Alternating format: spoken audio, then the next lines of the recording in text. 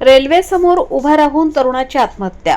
सोनई गावातील यशवंतनगर येथील अविनाश हुरे वय 35 वर्ष या तरुणाने दिनांक 17 जून 2026 रोजी रात्री 9 वाजण्याच्या दरम्यान राहुरी तालुक्यातील पिंपरी अवघड येथील रेल्वे उड्डाण पुलाखाली रेल्वे समोर उभा राहून आत्महत्या केली।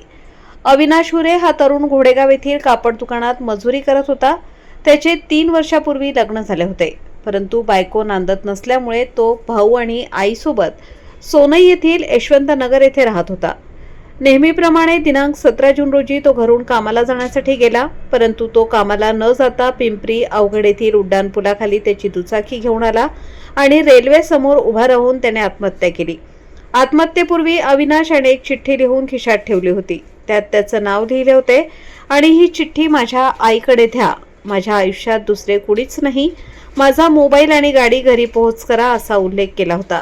या घटनेची माहिती रेल्वे पोलिसांना मिळाली।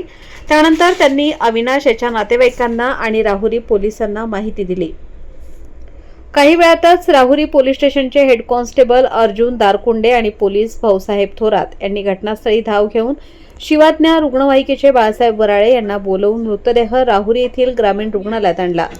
त्यानंतर शवविच्छेदन करून मृतदेह नातेवाईकांच्या ताब्यात देण्यात आला।